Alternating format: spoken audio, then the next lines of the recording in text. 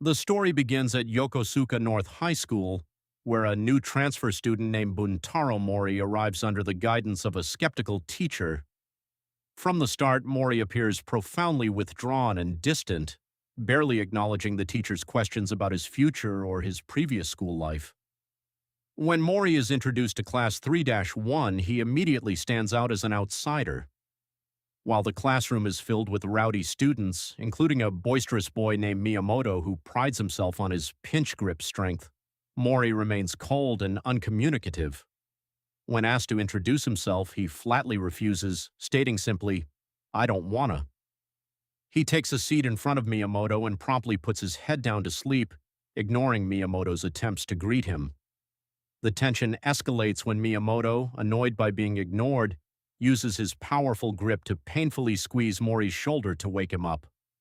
Mori reacts with unexpected intensity, snapping at Miyamoto to stop bugging him, which leaves Miyamoto and the rest of the class stunned. In the staff room, the teachers discuss Mori with concern, describing him as a student who has withdrawn inside a shell and warning that he might have a violent streak. During the following English period, the teacher Onishi notices Mori is missing.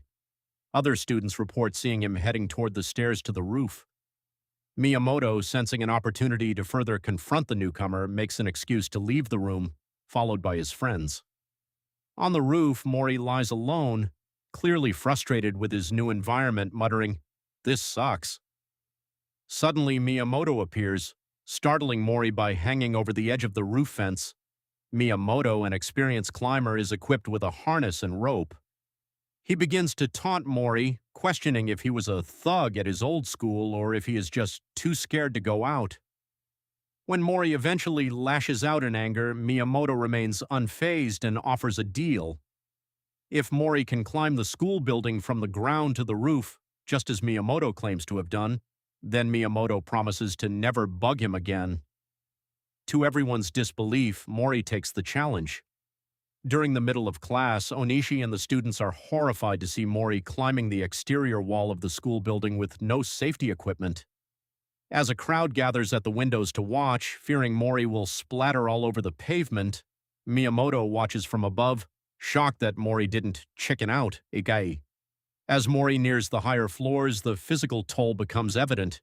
He is sweating profusely and struggling for a foothold.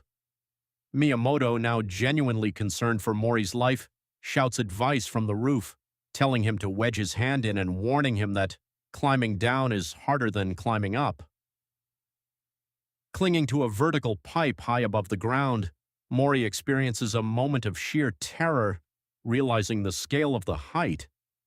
However, driven by a desperate need to succeed and end Miyamoto's harassment, he pushes through his fear. In a display of remarkable natural talent and flexibility, Mori executes a stemming move, pressing his legs against the adjacent walls to support his weight and relieve the strain on his arms. Even Miyamoto and the teachers are forced to admire the sheer skill and determination of the new kid as he nears the summit. As Mori hung there, drenched in sweat and hyper-focused, the scale of the world seemed to shift.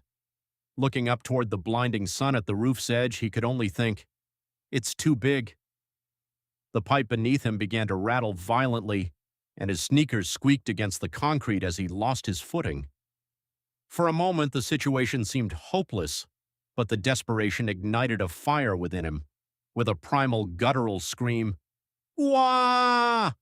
Mori kicked off the wall, his body stretching with incredible flexibility to bridge the gap between the pipe and the building's corner. Below, the spectators watched in stunned silence, their faces a blur of annoying noise to Mori, who wanted nothing more than to be alone. Driven by a need to escape the chaos, he executed a high-level dino, a dynamic leap of faith, and his fingers slammed onto the concrete ledge of the roof with a violent grip. Miyamoto could hardly believe his eyes, noting that even he hadn't completed such a route. Mori didn't stop there. He strained every muscle, using a heel hook for leverage and a mantle to heave his body over the edge. He collapsed onto the rooftop, gasping for air as his chest heaved with exhaustion. His moment of peace was short-lived, however, as a large bearded man in a plaid shirt loomed over him. The man, who had been watching Mori's technique with a critical eye, reached down and violently yanked the boy to his feet before delivering a stinging slap across his face. "Why would you do that?" the man roared, scolding Mori for his recklessness and the one misstep that could have killed him. But as Mori stood there trembling, the man's fury suddenly shifted into a piercing curiosity. He pointed a finger at the boy and asked a single life-altering question. "But did it feel good?" Mori's eyes widened, the question resonating deep within him. Looking out past the school, his gaze settled on a massive, jagged mountain peak rising into the clouds, a challenge that was, as he realized, even closer to the sky.